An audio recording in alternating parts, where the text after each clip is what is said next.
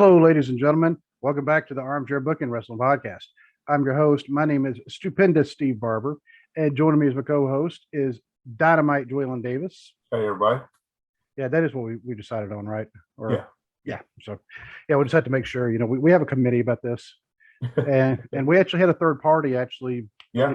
He liked it as well. So we may just have to go with it. And so now, granted, now hopefully we don't get sued by somebody. But we'll have to see. But today we're going to talk kind of about Money in the Bank, but really, what direction is? Yeah, it's what like direction are they going? And because I thought I kind of knew the direction they were going, and then all of a sudden it was like, yeah, it just took a hard right, and I'm like, okay. Because Money in the Bank, like we've discussed, Money in the Bank for the most part was a absolute great pay-per-view. Yeah, it really was. Live event up until the last couple until the main event. Yep, up to the main event. I mean, it was absolutely great. I'm like, man, this is good. It's good. So that's what you're going to do. Okay. Yeah, they couldn't just ride it out for like 30 more minutes and let it just be a great show. It would have been like the first honest great show they've had all year from top to bottom, but they couldn't. They couldn't. Somebody fell asleep at the wheel, and Vince Russo slid in for a minute and booked the main event. Yeah. Well, actually, I think if Vince Russo would have done it, he would have probably had like Caleb Braxton come in and win it. Probably.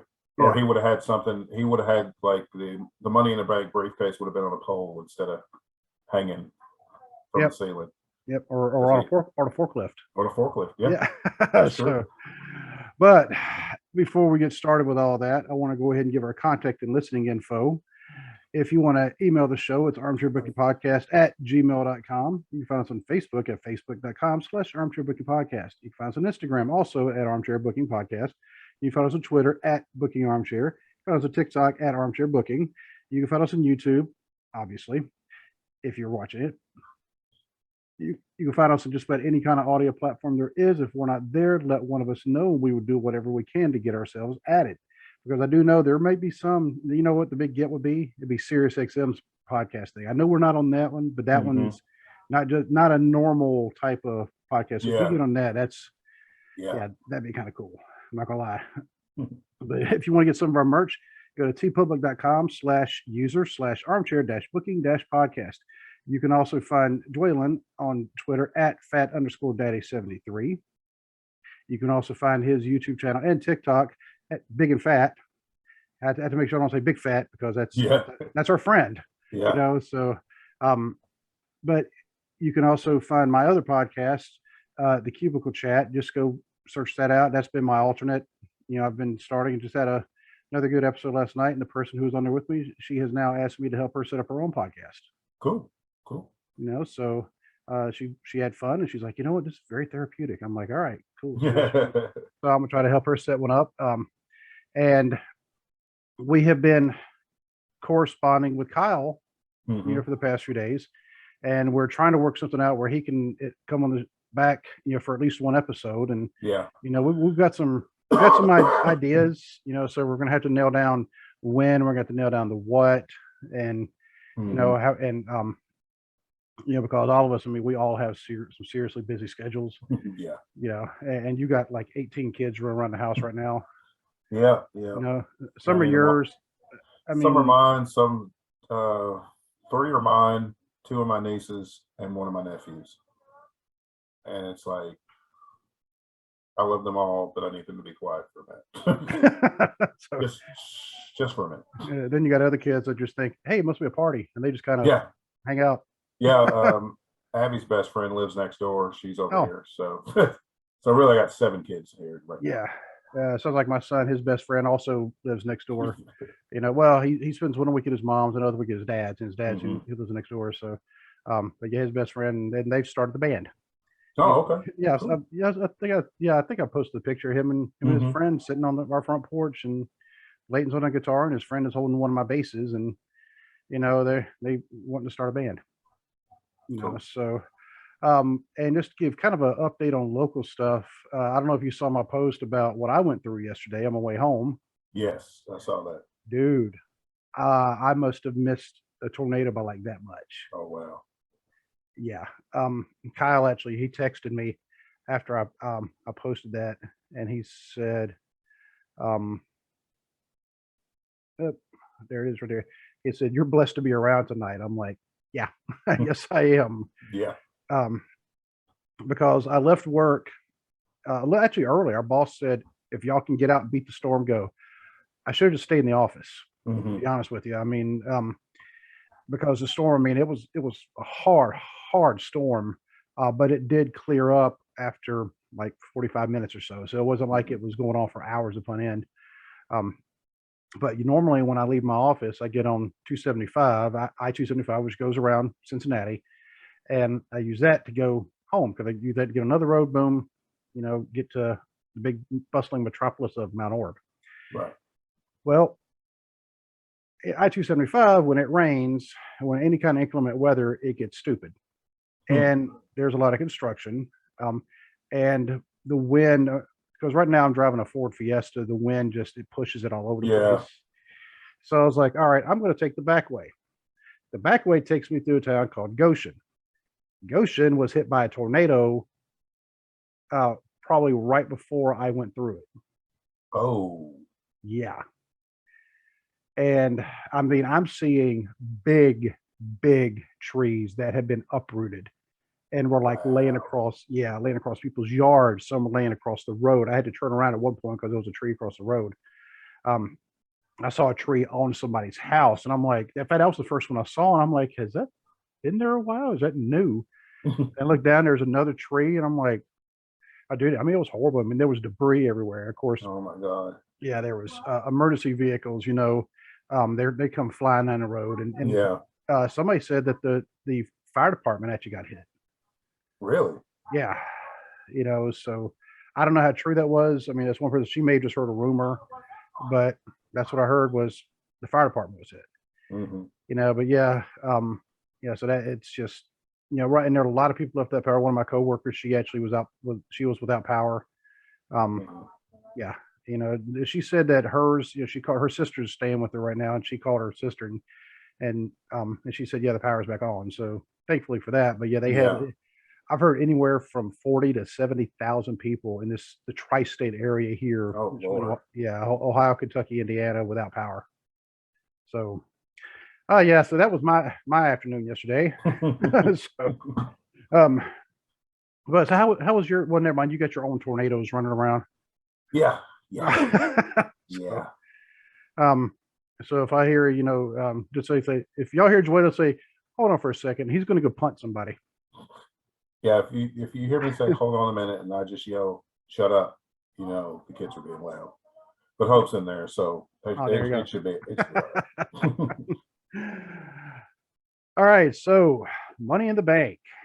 Um, except for the last match. Yeah, we can get to that, but what was your take on like the first matches? I mean, when they were rolling through. I was really surprised. It was a very well booked show Yeah, for, from start till the main event. It was a very well booked show. I mean, there were some matches, obviously, they were better than others, but for a whole, it actually had that special event type feel to it. It didn't. None of the matches felt like just like another episode of Raw or SmackDown. right. They actually felt like pay-per-view type matches. Yeah, none of the matches were bad. I mean, No. even one where I thought was kind of going to be kind of suspect. Bianca and Carmella. But I'm like, then I remembered, you know what, Carmella, she used to be able to bring it. So, Yeah.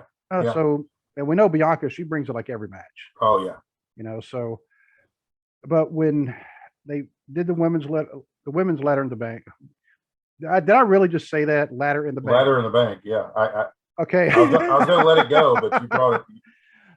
The You women's brought it to our attention. I was going to let it go. because I'm reading it off of Wikipedia on my phone.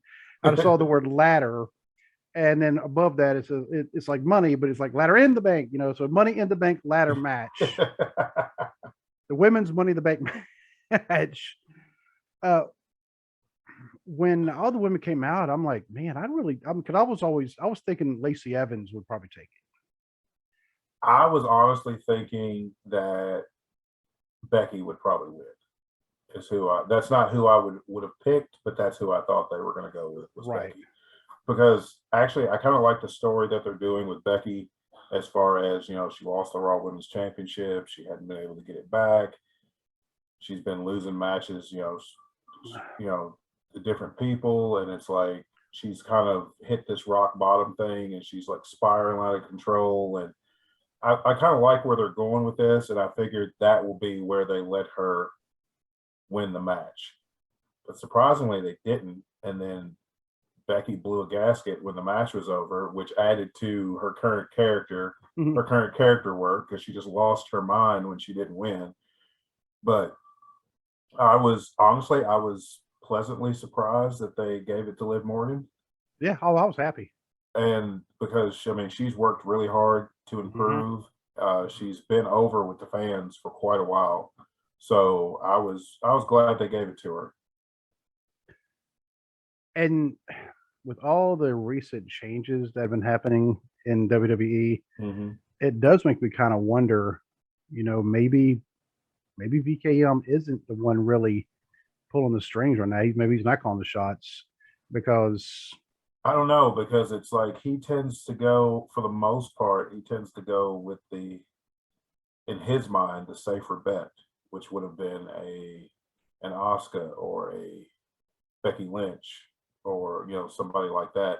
We all knew Shotzi wasn't going to win it, but I honestly thought that she had a good showing for herself. That's a big stage to be on. People were giving her flack on social media, like enough flack to where she deactivated her Twitter account, because people were just going after her, saying how she made so many botches in the match and everything. And there was a couple of things where you could tell there was like she didn't get her foot planted, and she might have fell wrong or something. But it's a ladder match, people. It's like, it's not something you can practice. You have to go out there and just do it. And honestly, I didn't think her work was sloppy. It's like, if anything, it just showed the times that people did consider it to be like a botch or whatever. To me, it just looked like more, she's new to this environment. She's trying to use this ladder as a weapon as best she can. Not everything's going to go right. And she's still new to the main roster. She's going to, she's got plenty of time to get used to matches like that. So I thought she did fine.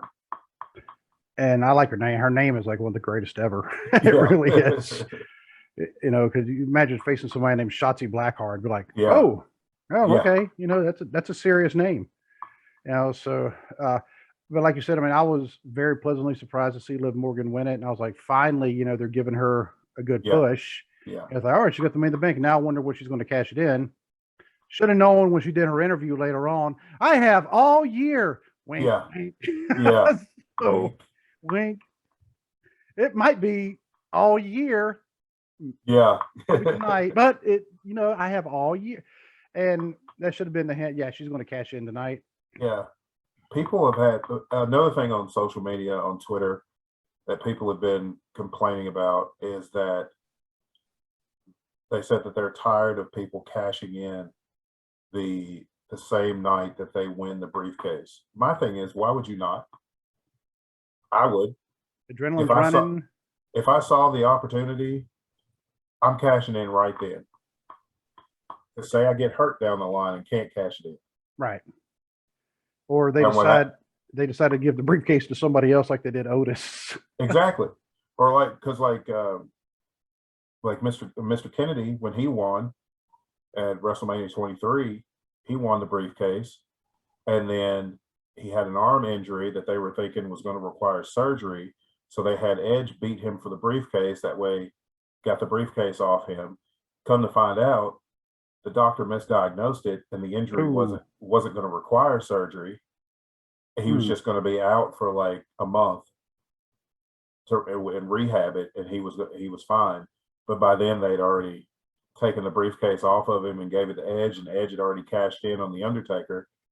So it's like just sorry, wasted opportunity. Sorry about that. Yeah, but I don't have any issue with them cashing in. I mean, sometimes with you can work the storyline right and play the guessing game for a long time, but as short term as WWE books, it makes more sense to have them cash it in quick, rather than hold on to it for 6 months to a year. And even then, I think it kind of depends on how they had them hold it. Yeah. Because like Big E, he was cracking me up last year. He was walking up. Yeah, he was just giggling, making people nervous, and then just walking off. Yeah, and then all of a sudden he showed up on Raw and cashed it. It was like, yeah, all right. They threw us a swerve there. Seth Rollins cashing at WrestleMania. I still got to bring no because called it. Oh yeah. Yep, one of the few times I actually got a wild off the wall prediction right, but called it. But then who was it that? Every time they tried to cash in, they couldn't get a referee or something. Was it Carmella? Yeah, I think it was when she tried. Yeah, because she couldn't get a referee out there before the person she was trying to cash in on got to their feet or whatever. Yeah, and it took the Iconics beating up Charlotte. That's right. In order for her to be able to cash in and win the title. Yeah, because she always had no chin James Ellsworth with her. Yeah. Yep. So, but yeah, I'm glad they gave it to Liv. I also thought that Raquel Rodriguez, I thought she did an excellent job. I've been a fan of her since NXT. So I think if they book her right, I think she will do big things. Hopefully, because she already looks impressive. Yeah. So now the next match, Bobby Lashley and I can't just call him Theory. That's a dumb one name. I still call him Austin Theory because it's like you can't just call somebody Theory. That makes no sense. Austin Theory sounds like a good name. It's not like he's a quarterback for Texas. Yeah. And I thought this was a pretty good match, and Bobby Lashley all of a sudden has almost become like full-fledged face now. Oh yeah. That whole arena was chanting for Bobby Lashley, and he's just so impressive. I mean, a guy that size, the speed, the agility, the technical ability. I mean, he is absolutely everything you'd want in a pro wrestler. He had a shoulder injury back in January, wasn't it, or February, whenever it was, because for some reason I caught this. You could almost see scars where probably they cut into him. Yeah. But with him, I mean, his muscles are just all over the place. So it just looks like more veins just in a weird place. I know, right? Yeah. So, but I was glad to see him win it. And I think they're trying to push him again because they were pushing him and then all of a sudden they got hurt. So they had to take the WWE, one of the belts, whichever one. Yeah, it was the WWE title. Yeah, they had to take that off of him, which I hated that because he never got to properly defend it. Right.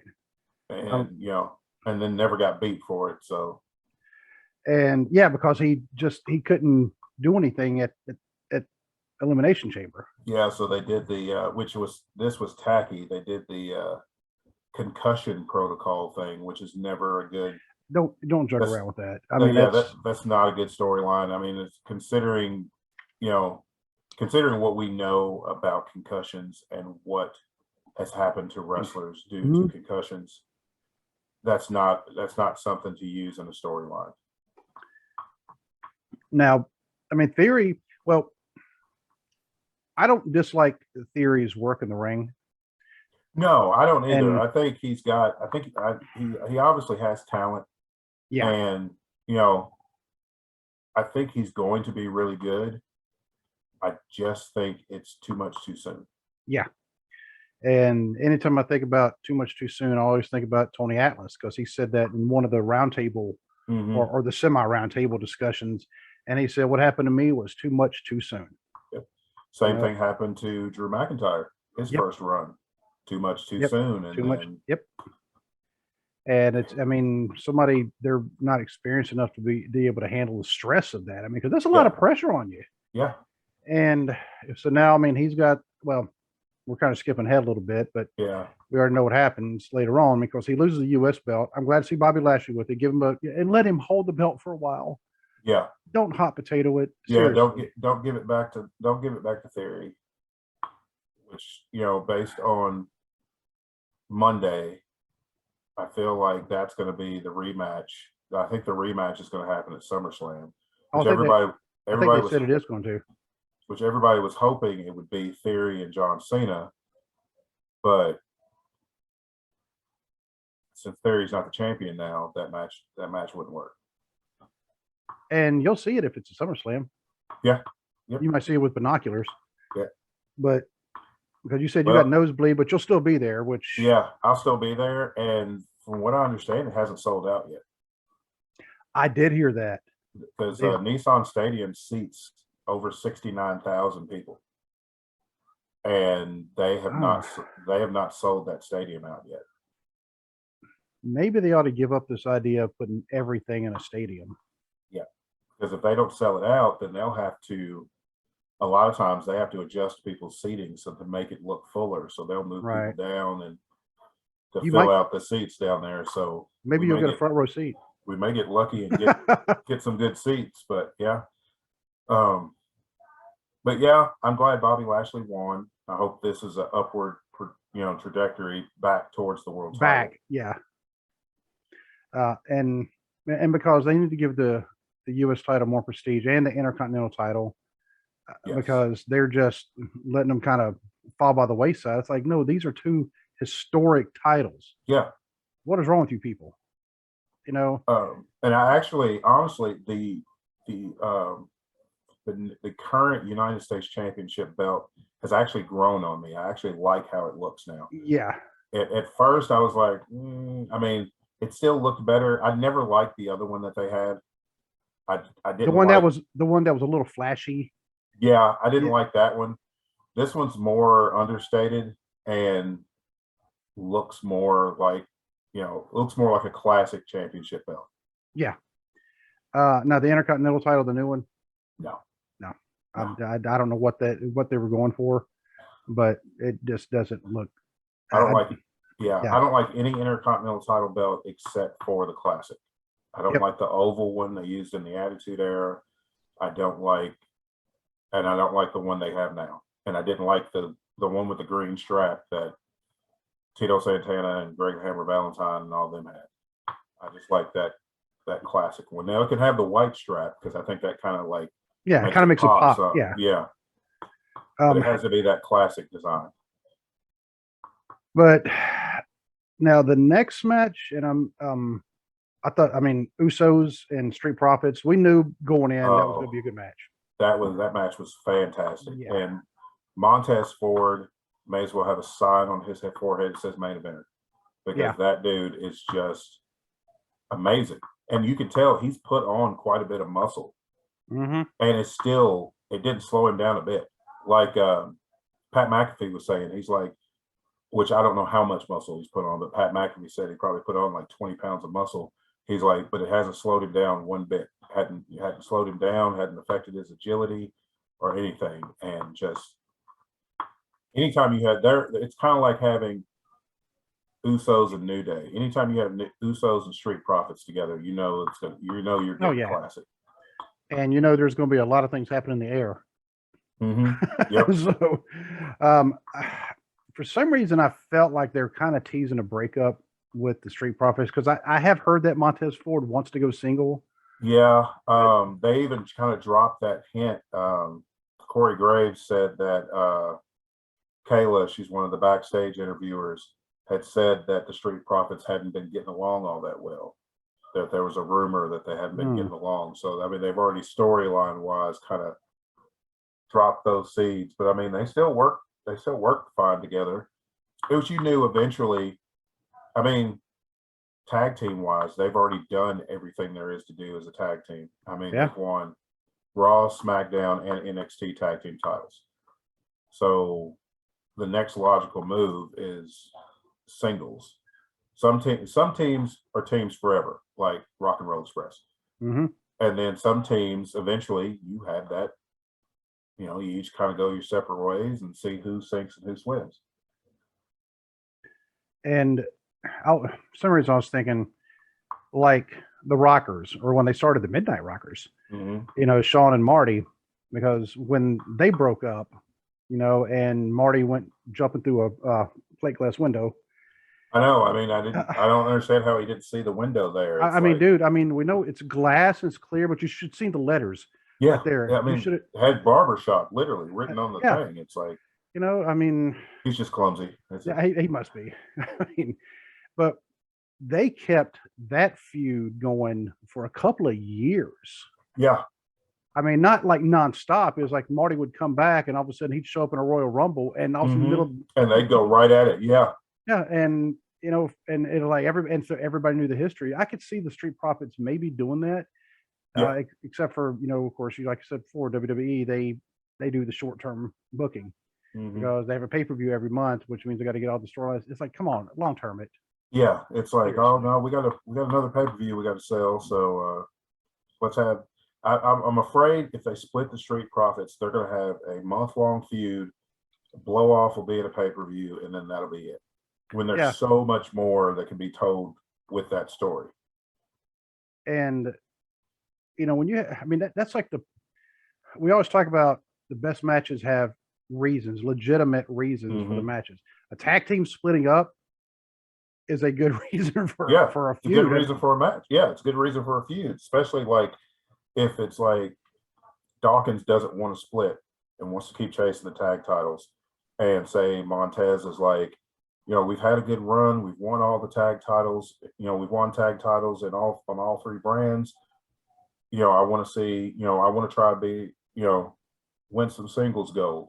And there's the friction right there, because Dawkins could be like, well, you're bailing on the team and I thought you had my back and all this stuff. And Montez could be like, well, I feel like you're kind of holding me down and keeping me from moving on to that next level. It's like, it's not rocket science. It's not hard to book this story. Yeah. I mean, it could be even something simple as, one of them isn't there for the tag. It could be an accident. But you weren't there for me.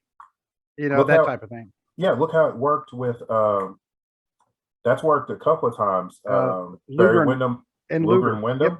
Yep. Luger and Windham. It also worked with Strikeforce when they split. Oh, that's right. Yep. Yeah, because Martel went for the tag, but Demolition had already taken Tito Santana out. So Martel ended up walking out later and was like, you weren't there for me when I needed you. Which, I mean, I know that's very, very old school. I was very shocked because I'd always thought of Rick Martel as like the perpetual good guy. Yeah. And all of a sudden he turns bad. I'm like, us old school wrestling fans remember Rick Martel, he's the AWA world champion, and he was the quintessential babyface. And then, he was like that in WWE. And then, it was shocking to see him turn on Tito. And then especially when he became the model, it was complete turn from what we were used to. Granted, still a good wrestler. I mean, that part never left. Absolutely. Yeah. But that match, oddly enough, I kind of thought the match didn't live up to the expectations just because we know how good these two teams could get. Yeah. But we know the match was still at a very, very high bar. Yeah. But we know the potential. I mean, they could have actually done even better. So I do like how they left a way for the Street Profits to get another title match, because Montez Ford's shoulder was completely, I mean, it was like Hogan and Andre level. Yeah, I mean, you could have the mat. I mean, you could have put a cinder block under there. Oh yeah, I mean, you could have parked your car under his, in that space that was up. So that gives them another shot at the title. Maybe that's when the breakup comes. I have two complaints one for that match and one for the Theory Bobby Lashley match. It's just my preference. Champions should never come out first. You know what? I didn't even catch that either time. They had Theory come out first for his U.S. title match. They had the Usos come out for the tag title match. No. Champions come out last. Always. I don't care if you have like a 6-person match, elimination match for a title. 5 non-champions go out first, and then the person with the belt. Exactly. Yep. Oh. But that wasn't a match quality complaint. That was just a personal preference, and I just no. I mean, you're not the only one. I mean, I've heard other people say the same thing. I just believe in respecting the champion and the championship. Yep. And speaking of champions, next match, Rousey and Natalya. Which Natalya, her new character, I don't know if you want to call it. I mean, she got kind of nasty. Yeah, she plays her role well. She's kind of like the gatekeeper of the women's division. You know, everybody, you know, it's like all the stars are going through her to get to that next level. I thought the match was good. It was it was a good technical match. You know, you could tell, you know, they're both submission-based wrestlers, and I thought it was good. There was a couple of times where I thought, you know, Natalya kind of lost Ronda. Ronda was having a little bit of trouble keeping up in a couple of spots, but nothing real bad. But I thought it was a good match, and you know, Ronda needs to stay away from the sharpshooter though, because it was not a. And you know, somebody pointed out, I don't know if it was on Twitter or Facebook, she did something when she put Natalya in the sharpshooter, but it was reminiscent of the Montreal Screwjob. And so I said, man, she did all that on Bret Hart's birthday. Yeah. It was his birthday the other day too. Yeah. Saturday. Yeah, because Natalya said she was dedicating Natalya dedicated the match to Bret. She even gave her sunglasses to a kid in the front row. Which I was kind of surprised. I'm like, she's a heel. But I guess since it was Bret's birthday, it's kind of an homage to Bret. I mean, granted, Bret's sunglasses, I mean, they weren't exactly like the fine quality sunglasses you would want. Yeah, they were like that weird, had the foam on the inside and all that. Yeah, so. They're the kind like, you know, the doctor gives it when they dilate your eyes and you got to wear these. And makes the drive back to work a real adventure. Not that I ever had that. I had it. It was me. Yeah, that was a fun day. I didn't realize I was getting my eyes dilated that day. Yeah, that's happened to me before too. And it's like, how am I going to get back to work? I was like, man. So I had to sit in my car over there. Like, well, when you feel safe to drive, it's like, well, you know, and I was still clocking in and out the times before, you know, went exempt. And so I'm driving up 275 and I'm like trying to light a cigarette because at the time I smoked and cigarettes in my mouth and my lighter's like all the way over here, you know. I mean, you know, finally when I got to work, I had to have somebody help me light until my eyes were able to finally, you know, recover. But yeah, that was no fun. I do not like having my eyes dilated. No, I don't either. But when the music hit and Liv Morgan comes out, you know, I mean that. Have you seen the clip where it shows Michael Cole and Pat McAfee, their reaction to Liv coming out? I mean, Michael Cole was so excited for her when her music hit. It's on Twitter. If I come across it again, I'll send it to you. Okay. But I thought that was awesome to where like the announcers knew how big of a moment this was for her and how much work she has put into improving. And yeah, when she came out, I was like, okay. And I mean, she didn't like stand and pose or anything. She made a beeline to that ring. And Rhonda said, I'm not gonna say it on here, but she was like, crap. I just got done with this match. Here we go. But I thought for just a second, and I like how they booked it, I thought for a second Rhonda was gonna tap her. With the ankle lock. Yeah, with the ankle lock, but she ended up rolling her up and pinning her. And to me, that speaks volumes that Liv Morgan just pinned Ronda Rousey for a women's world title. And when she first got in, they rang the bell. And as soon as they did, she got her, well, because Liv tried to kick her, and she immediately grabbed the leg, turned around the ankle lock. I'm like, oh no, don't do this. Don't do this. Yeah, that's what I I was thought like, they were going to do.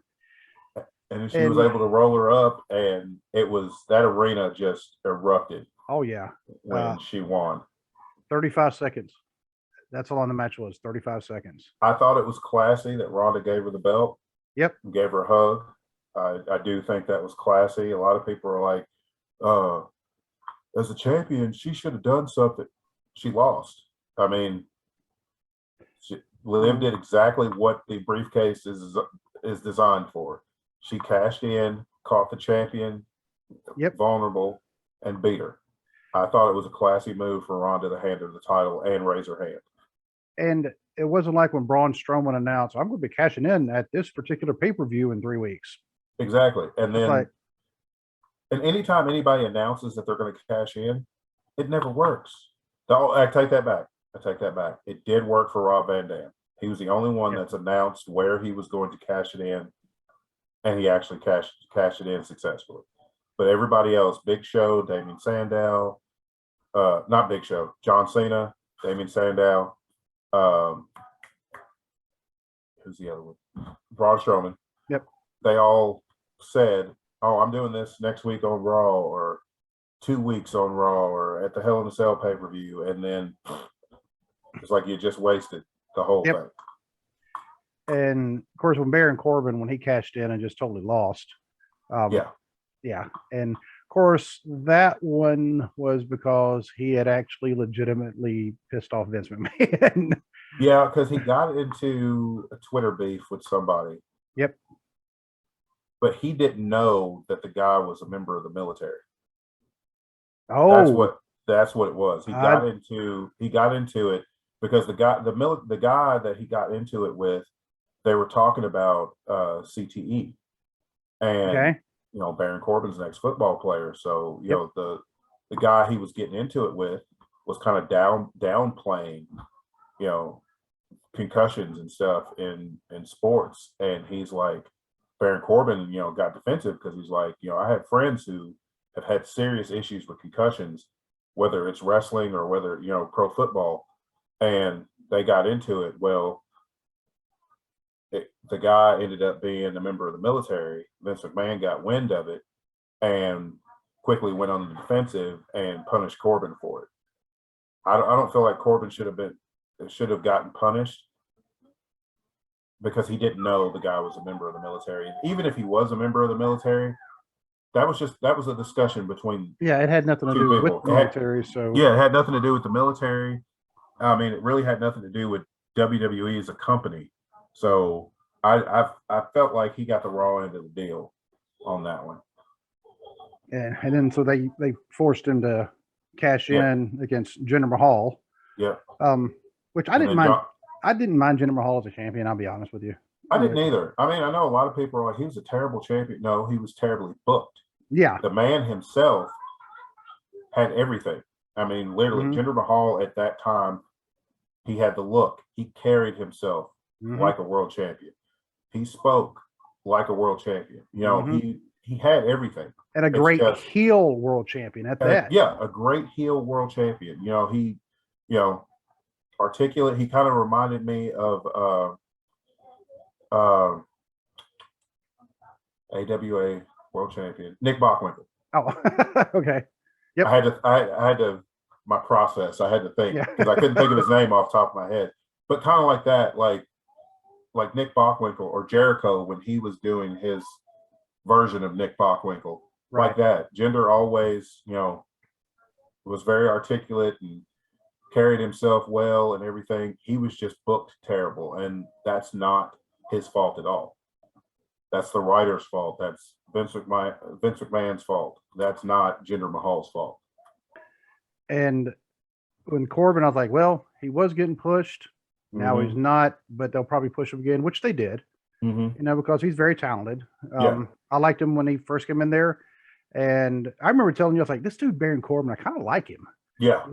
And I like the lone wolf thing. And then it's like they kept changing the gimmick. And I feel like the only other worked was Broke Corbin. Broke Corbin was fantastic. Anybody who's never seen that, go back and search for Baron Corbin a few years ago when he was playing that he was broke. That was some of the best character work I've ever seen in wrestling. Because he didn't cut his hair. No, he didn't shave. I don't even think he brushed his hair, to tell you the truth. I don't either. Had a big mustard stain on his shirt.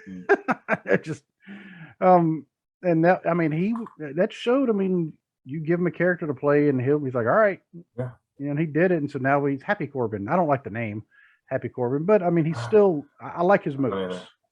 Him and Pat McAfee will be wrestling at SummerSlam. Really? Mm-hmm.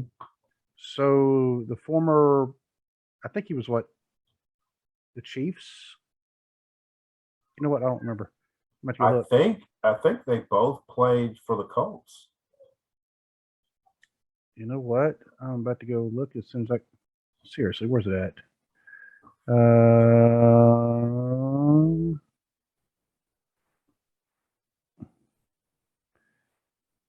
And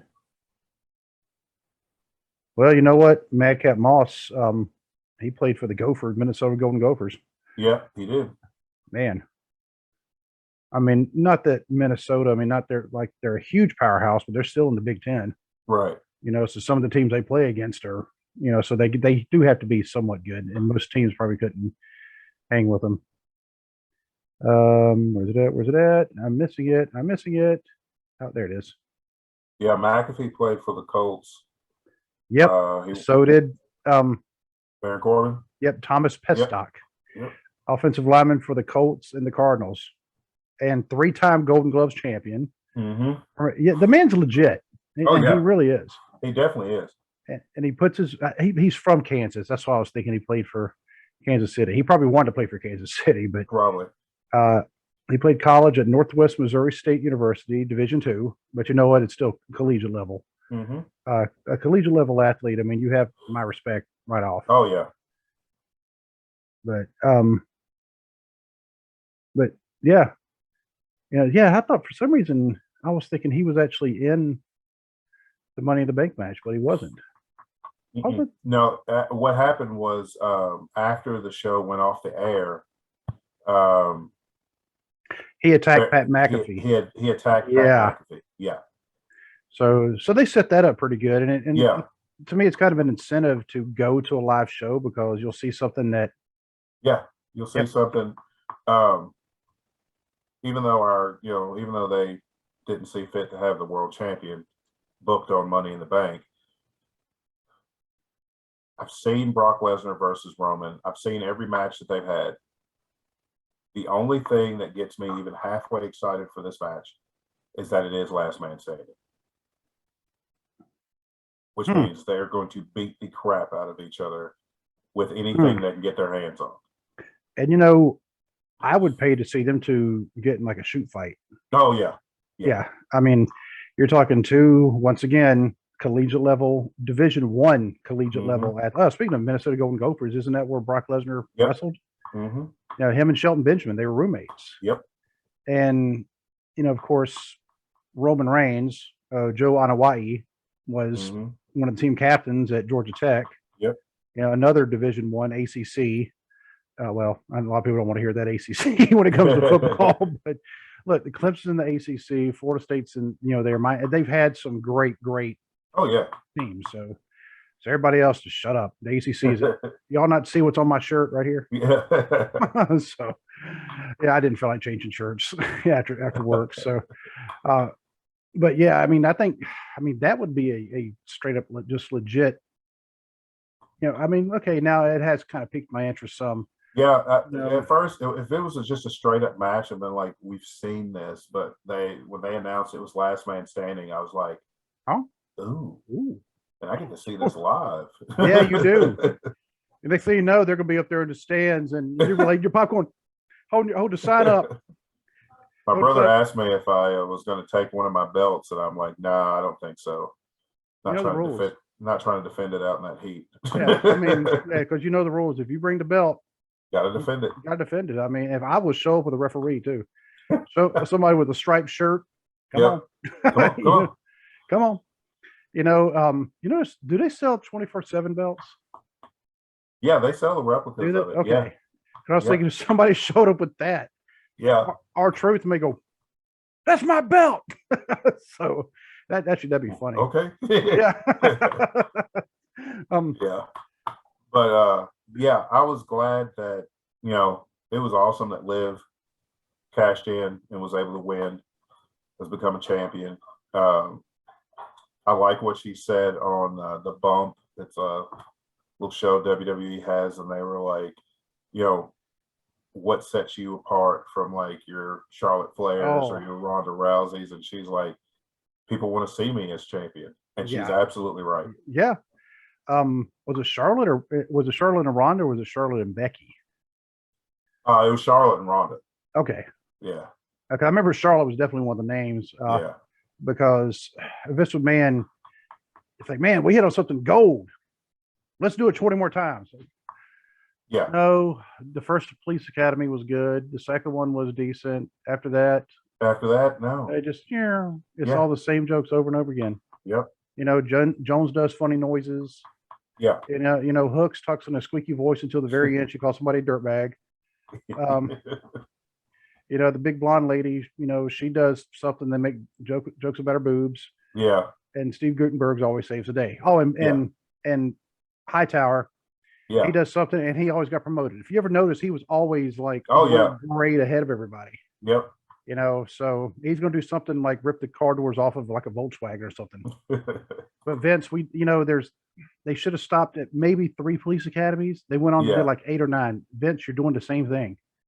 Yeah, and it's like you don't have to look what they're doing with Roman. Roman has been champion he's been, I think it's 50 some days as the WWE champion now, and like 600 and some days as the Universal champion. That's how you book. You don't have to book them because it has more value to the title if it's a longer reign than it is. And I'm not saying it has to be, every title reign has to be a year, but I mean, a good, like, you look at AEW, their average championship reign for their world champions is like 5 to 6 months. That's a good championship in this day and age. That's a good championship reign. But like, to me, it's like the more times you win it just means the more times you lost it. Yep, because Jerry Lawler was the USWA or Continental or whatever champion, something like 200 times. Mm-hmm. That means he lost it 200 times. Yeah. It's like, and especially in a shortened time span, like Ric Flair has 16 recognized world championships, but that was from late 70s till early 2000. Mm-hmm. That's a huge time frame. Mm-hmm. There's 20 years right there. Yeah, to amass 16 world titles. Not John Cena has 16 world titles, but he didn't win his first one until 2005.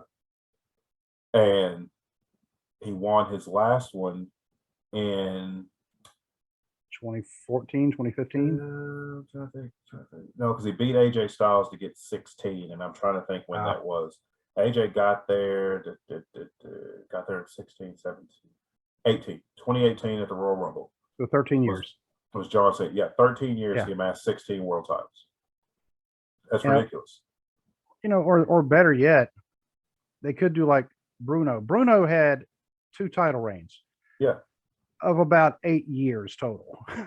Yeah. So, well, I mean, actually longer than that, because I think the first one was 8 years, and the second one was like 6 or 7. I mean, he had. No, the second one wasn't that long. Oh, it wasn't that long? No, the second one was only like a year, because the first one was like 7 or 8 years because he beat Buddy Rogers, and he beat Buddy Rogers in like seconds. Yeah, but he beat him with the bear hug.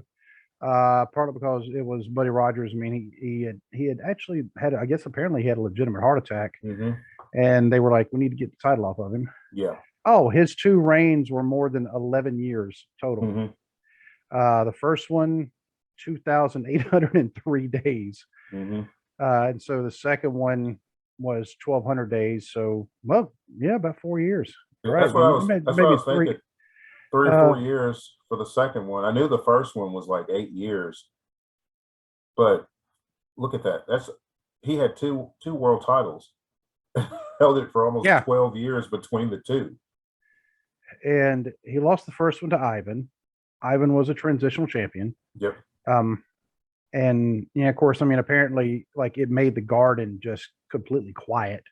Oh yeah, and then they erupted and rioted, basically. Let's see. Where are the dates? Give me the dates, people. And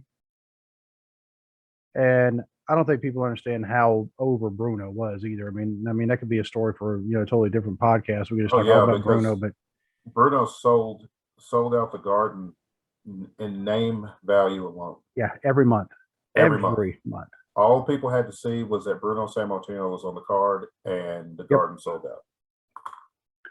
Come on now, come on. Why can't I find it? Wikipedia. Well, either way, I mean, that to me is a mark of a champion. It's not how many reigns you have, because it's not like, all right, the Patriots have won how many Super Bowls? 8, 9, 10. I've done lost count now. Yeah, I've lost count. Yeah, but every season starts fresh. Yeah. The Celtics, how many? Celtics have 18. They are I think the Celtics have either 18 or 19. I know the Lakers are right up there with them. The Celtics and the Lakers are right there. Yeah, I think the Celtics may have 19 and the Lakers may have 18. I know they're just like 1 or 2 in between. Both of them have like double digits. So right. I mean, and so if you had to say, okay, which teams had like the greatest dynasties? Yeah. The greatest championships. That's impressive to win that many, because as soon as you win it, take a break. All right, next season, let's go. Yeah. And I believe the Yankees have more World Series wins. Yeah, the Yankees have 27. And you would know that. Yeah. And then the next closest one is the Cardinals, who have 12. Oh wow. Yeah. I would not have guessed either one. And that to me shows more, a championship thing, because you can keep repeating it. You never lost it. Right. You just said next year went up, did it again. Yeah. And in wrestling, and they need to stop. Well, they're a 21-time world champion, and that means they lost it at least 20 times. Exactly. So that's not. How many times did The Rock win the belt? The Rock has a total. He has 8 WWE titles and 2 world titles, because he won it twice when it was the WWE owned WCW. Yep. Okay. The big gold belt. Yeah. He's got 2 times he's had the big gold belt, and then he's an 8-time WWE champion. But Rock's entire run of those 8 WWE titles are like less than 2 years. Yeah, I'm looking for maybe barely a year, because they hot shotted, because he won most of those during the Attitude Era, where they hot shotted everything. Yeah, because I mean, you win the belt one night, you'll lose it before the night's over. Mm-hmm. I mean, that's man, all these. I'm looking. It's like, who has the most like world title reigns? Oh, The Rock. 10 times, but it doesn't list how many days. Mm-hmm. But I mean, but like you said, I mean, oh yeah, The Rock, he won it. He won 10. Yeah, 10 times. 10 world titles, but he kept losing it like immediately. Yeah. And he made Mick Foley's kids cry. So yeah, that was brutal. That was that was. Yeah. So when the big bald dude, when he came out, I can't remember his name, when he came out and announced, we're going to have Adam Pearce. Yes, Adam Pearce, who is a former NWA World Heavyweight Champion. Really? Yes. Okay, so he's actually got the good background then. Mm-hmm. Okay. He had it's that time. Yep. He had this belt here. So, but when he came out and announced there was going to be one more entrant, I was just like, oh no. I was like, please don't let it be Brock Lesnar because See, that's exactly what I thought at the end. I'm like, please don't let it be Brock. There's no need for it to be Brock. He's already got right. a title match booked for And, and SummerSlam. and they've already done that where he was a surprise entrant. Excuse me. Yeah. Then Theory came out, and I was like, I don't know if this is better or worse. It was equally bad. And as soon as Theory came out, I didn't care about the match anymore. That's the bad part Yeah, about it. because we knew who was going to win. Yeah, I knew. And we were right, and Theory ended up winning. Which for me, it's like, okay, here's the problem. There's not 2 world champions. There's only one. There's only one. And are you seriously? You either let Theory hold it until Roman drops it, or you have an unsuccessful cash in, because there's no way they're going to have Theory beat Roman Reigns. Oh, They're just, I mean, that makes no sense. Liv Morgan beating Ronda Rousey makes sense. Makes sense. This, this has been a growth, a redemption arc for Liv Morgan. All these things he's been through to get to the top. That makes sense. Theory, this makes no sense, because here's the thing with Theory. It's like in NXT, he wasn't one of the guys. He was still like a prospect. And then he gets drafted to Raw, instantly becomes Mr. McMahon's protege. And it's like he hasn't had that run of good stories or good matches yet to warrant it making sense to put the briefcase on him. I think they swerved us just to swerve us, and that's a waste of the briefcase. And that's a Russo move. Swerve. Yeah, just to swerve. And it's like, but the thing is, you only got people talking about it Monday. Yeah. Sunday and Monday. After that, I haven't seen anything on Twitter all week about Theory being Mr. Money in the Bank. And I saw the Twitters. Oh, they're like, on one hand, like, yeah, you need to bring up new guys. Oh, no, you brought up a new guy. What are you doing? No. Bring up people who are ready. Yeah, exactly. Austin Theory is not ready. Right. That would have been like if Shotzi had have won the women's Money in the Bank. She's not ready for that yet. Yeah, great name or not. That.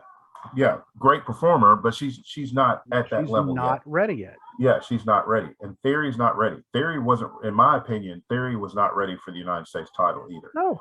The dude's good in the ring. The dude's going to be really good, in a few years. But that, like we were saying at the top of the show, that is too much too soon. Mm-hmm. And we saw Theory in the Elimination Chamber because we all said the same thing in that match. Brock Lesnar went over. Austin Theory got over because he impressed everybody. We're like, okay, dude's got some potential. He's going to be really good. And then Vince McMahon was, all right, let's push him raw. And it's like, okay, yes, he got over right then, but he still needed more time to develop and grow. And I'm not really a fan of the character. It reminds me of just like the smug jock type character. Yeah. Which I'm not really a fan of. But like I said, he's skilled, but he needs more time. He is not main event ready yet. The problem is they had to put the briefcase on Theory to try to push somebody new, because your roster, again, you gutted your roster of talent. So now you don't have a lot of options of who to put the briefcase on, because at one time you had a lot of up and coming talent that you could have put the briefcase on and then use that year, that year-long storyline wise where they could cash in to keep developing that performer. And somebody who just came from NXT up to the main roster, who I would have been okay with getting the briefcase, Tommaso Ciampa. Absolutely. And why was Ciampa not in that match? Oh, because hey, we have to saddle him with the Miz so that we can have this tag team match that I can guarantee they're going to have. It's probably going to be AJ Styles and Logan Paul versus The Miz and Tommaso Ciampa, because AJ and Miz have been feuding, and then Logan Paul said that he signed a WWE contract so he could get a match with The Miz and beat him up for what he did to him at WrestleMania. Logan Paul, I mean, yeah, he has respect for the game. I mean, and I'll give him that. I mean, he put in work. I mean, you could tell that at WrestleMania. I was like, okay, because I think Bad Bunny kind of inspired people to say, look, if you put in the work and you do like Bad Bunny, because we were all like, oh, wait a minute. Bad Bunny even rented a place in Florida so he would be right there by the Performance Center so he could train nonstop.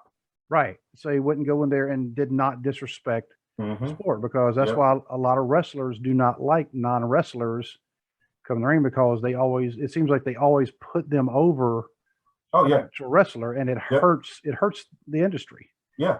So Bad Bunny came in and it showed he had put in the work. Yeah. Logan Paul came in and we were even like, oh my God, what's going on? Whoa, wait a minute. I was like, ooh. He just did leapfrogs and he was doing all this other stuff. I'm like, okay, Logan Paul, I mean, all right, he actually put in his time. Steve O didn't. No. That one, a lot of people, they liked the match. I was not a fan of it. The Jackass match? Yeah, basically, yeah. No. I was like, y'all can use Sami Zayn so much better than this. Yeah, it's like one of the most talented wrestlers on that roster, and you put him in a match with Johnny Knoxville and Knoxville. That's what I was thinking of. Steve and the cast of Jackass. And Jackass hasn't been relevant in like 10 years. So it's like, what was the point? To push a movie that nobody's going to watch still? Yeah, because nobody did. Yeah, I mean, you're using a niche market to push another niche market movie. Yeah. And you thinking there's some crossover there, and no, they were like, no, this guy, he's in our ring and he's wearing he's wearing like long johns in the ring. Yeah. What's this dude doing? Because the thing is, the people who watched Jackass back in the day have grown up and grown out of that. Yep. The people, kids today don't know what that is. So they're not going to be like, ooh, a new Jackass movie? What's this? They're not going to watch that. They have no frame of reference. And part of the pranks on Jackass, I'm like, y'all realize it's called vandalism, right? Exactly. Yeah. To go into a department store or hardware store and to poop right there in the toilet that's on public display. Yeah. That's a whole lot of getting arrested right there. Yeah, it's just frat boy humor. And it's like, and they're still spinning the original Limp Bizkit CD. Yeah. But now, I mean, I can't even try to guess which direction they're going. I don't either. I mean, and really, wrestling should be unpredictable, so I'm okay with it being unpredictable. But there's you got the pit in your stomach unpredictable. Like, I don't like this. Here's my problem with Theory winning the briefcase. They booked themselves into a corner because, Theory's got the briefcase. He can cash in on a world champion of his choosing, which is only one. Yep. Anytime up to a year. So what do they have him do the next night on Raw? Instead of playing up the fact that he could cash in on either Brock or Roman, they have him wanting his rematch to try to get the U.S. title back. So is he a mid-card guy or is he a main event guy? Which part of the pecking order do you want him at? And it's like, because fans aren't going to, if he's hopping back and forth, fans aren't going to buy him as either one. They're not going to buy him as a mid-card guy chasing the U.S. title. They're not going to buy him as a main eventer, even though he's got the Money in the Bank, because he's chasing the U.S. title. Yeah, I mean, he may try to say, "Well, I want to hold all of them." Well, you're not going to, dude. You're not going to. And here's the thing: if he tries to cash in at SummerSlam, here's your options: Roman or Brock. You ain't winning either one of them. Right. You cash in on Brock. You cash in on Brock. You're just going to Suplex City. You cash in on Roman. You're taking a Superman punch and a spear. Probably get the Yeah, it is the guillotine, isn't it? Yeah, probably get the guillotine choke. They're not going to have Theory. If they have Theory, cash in on either one of them and actually win, that stadium is going to erupt, and not in a good way. And you need to make sure that when it happens, you need to take your phone and kind of turn it sideways, so that way when you get the video of all the riots happening, it'll be good quality. Yeah. Oh yeah. Yeah. Look at this, and then since I'll be in Florida at the time, so just send it to me. I'll put it all over the TikTok too. It's like, here is what's happening because they gave Austin Theory the title. Oh well. And I don't see them cashing in then, because regardless of who wins that match, somebody's got to defend against Drew McIntyre at Clash at the Castle. And I'm sorry, but the money match is not Austin Theory versus Drew McIntyre for the world title. That's not a money match. I'm sorry. No disrespect to Austin Theory, but you're not in the money match territory yet.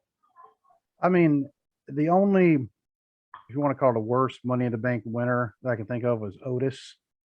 We knew they were never going to push him with that. We knew sooner or later. There was no way they were going to push him. Otis was like the lovable, huggy teddy bear fan favorite. Yeah. The almost like the underdog, because just the way he portrayed himself, kind of childlike, not childish, but kind of, yeah. You wouldn't know that now, but yeah. I actually like him better. I actually like him better now. Yeah. Because the goofiness could only go so far, and all of a sudden there was rumors that was an accident when the briefcase fell on him. Yeah, I've heard that too. I actually have always thought, I've watched that match a couple of times just to see if I could figure out what was happening. I think AJ was supposed to win that match, and the briefcase fell, and Otis caught it, so they just had to go with it. Yeah, because it's not like they could just go and hang it back up. And Vince McMahon's not going to walk out in disgust anymore, because last time he did, they blew both his quads. Yeah. Yeah. Oh well. So we need to go ahead and wrap this up, and just let people know we will not be recording next Monday because somebody has a wedding anniversary. I'm sorry. I'm trying to make it to the next wedding anniversary, so I kind of need to, spend some time with my wife that day. So I won't be available to record on Monday, the 11th. That's our. It'll be 4 years we've been married on the 11th. Yeah, well, I guess it will be, won't it? But, so you already have dinner plans, or you're just going to kind of wing it, or? We've got dinner planned. We'll probably go to Texas Roadhouse. That's our favorite place to go. That's not a bad favorite. Yeah, and it's plus it's being a Monday, it shouldn't be that busy. So true. And let's see, that'll be the 11th. So you never go anywhere like that on the 1st of the month, right? Because it's just packed. Everything's packed. God. Yeah. Yeah, it's always packed. So it should be a good time. We'll probably go out to eat, maybe do a little shopping or something, and and get her another belt, and that way, if you don't like it, well, just take it back. Say, all right, I guess I'll take it. Yeah. Yeah. I mean, just because your name's already engraved in it, I mean, come on. I'll be sure to tell her that was your idea. So, if I'm going down, I'm taking you with me. You know what? A good belt, though, we need to get our logo put on a belt. We really do. Seriously, I just not thought about that. I've actually looked into that, actually. Okay. I was looking at some stuff, and I was telling Hope I was thinking about doing that. That would actually be kind of sweet. Yeah. So we'll be back on next Thursday. Yep. God knows what is going to happen in wrestling between now and then. I mean, there's no telling. AEW's been it's still been consistently good, but it's news-wise, there hasn't been right. And I hate going on. I mean, I really hate that we've been monopolizing all our time just talking about WWE, but they've just had so much crap happening. Well, they've had so much like sensational type stuff going on, and AEW is over here like, we're just going to keep putting on good wrestling shows. Yeah. And mind our business. And you know, when you have a breaking wrestling news story, the first media outlet that releases it is the Wall Street Journal. Yeah, that says something right there. So yeah. Speaking of AEW though, before we go, Wardlow won the TNT title last night. Oh, yeah. All right, cool. And speaking of titles, Jack Vaughn, he's kind of an NWF. You know, he is now the new OVW heavyweight champion. I just really just saw it on Facebook like 5 minutes ago.